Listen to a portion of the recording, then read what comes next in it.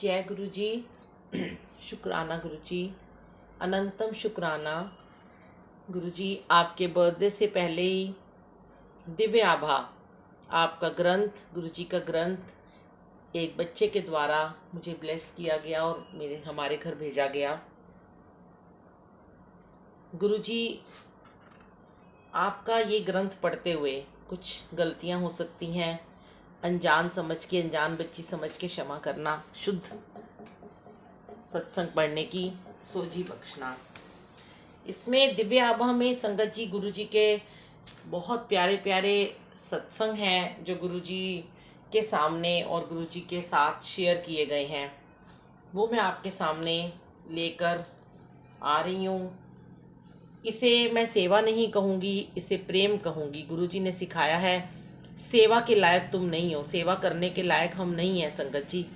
सेवा तो बहुत ऊंची चीज़ है, अभी तो हम इस लायक भी नहीं बने हैं। हाँ, हम गुरु जी के प्रेम के वशीभूत होकर कुछ भी कर सकते हैं। तो आइए इस ग्रंथ का शुभारंभ करते हैं अपने गुरु जी के चरणों में और इस अनुपम सत्संग को आपके साथ शेयर करते हैं। गुरु जी के साथ बैठकर गुरु जी का आभार मनाते हैं। आदरणीय गुरु जी की पावन संगत और उनके महानुभवों की निश्चल सेवा और सहयोग का ये फल है जिसके लिए हम हमेशा उनके आभारी रहेंगे। और इसका जो पहले इंग्लिश में लाइट ऑफ डिविनिटी के नाम से इसके 3 संस्करण प्रकाशित हो चुके हैं। अब ये संगत के रिक्वेस्ट पर हिंदी में इसको सरल भाषा, शुद्ध भाषा में इन्होंने निकाला है। तो आइए, पहले इसका सार है। आदरणीय गुरु जी, पिता परमेश्वर सृष्टिकर्ता, कृपया हमारी ये विनम्र भेंट स्वीकार करें। अव्वल अल्लाह नूर पाए, कुदरत के सब बंदे, एक नूर से सब उपजया, कौन भले कौन मंदे। ये सच है। इसमें सबसे पहले जो फर्स्ट इसका जो है वो है श्री गुरु स्मरण। धीरे धीरे जैसे जैसे समय मिलेगा संगत जी आपके सामने दिव्य आभा के पाठ लेकर आते रहेंगे। ये इसका पाठ नंबर 1 है, श्री गुरु स्मरण। अनंत काल से हमारी मातृभूमि पर उन महापुरुषों की कृपा रही है जो इस पवित्र भूमि के कर्णधार हैं।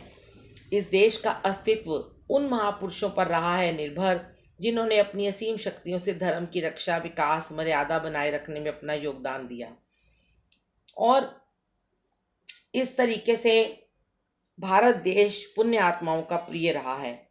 इसका अनुपम सौंदर्य नदियों, पर्वत श्रृंखलाओं, हिमाच्छादित शिखरों और विशाल मैदानों से परिपूर्ण है। हमारे युग में गुरु जी उसी परमात्मा का लौकिक रूप थे। वह एक महापुरुष थे, महापुरुष हैं। उनका मुख्य उद्देश्य यहाँ के निवासियों को दलदल से बाहर निकालना, सही कर्मों का मार्गदर्शन करना, उनके दुखों को कम करना, मनुष्य को उसकी पहचान कराना, स्नेह और प्रेम की भावना और भाईचारे का पाठ सिखाना था। गुरु जी का कथन था कि वह परम दिव्य ज्योति का अंश है। उनके लिए शरीर और व्यक्तित्व का कोई अर्थ नहीं था। इस स्थूल शरीर की आवश्यकता मात्र भौतिक अस्तित्व के लिए है।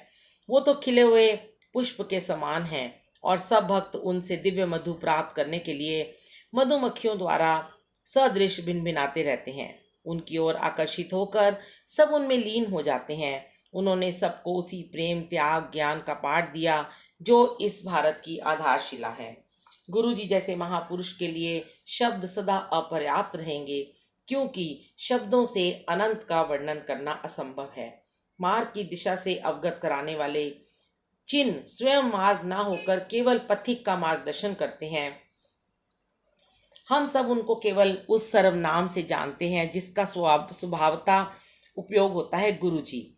यह शब्द अत्यंत गूढ़ अर्थ और शक्ति से परिपूर्ण है।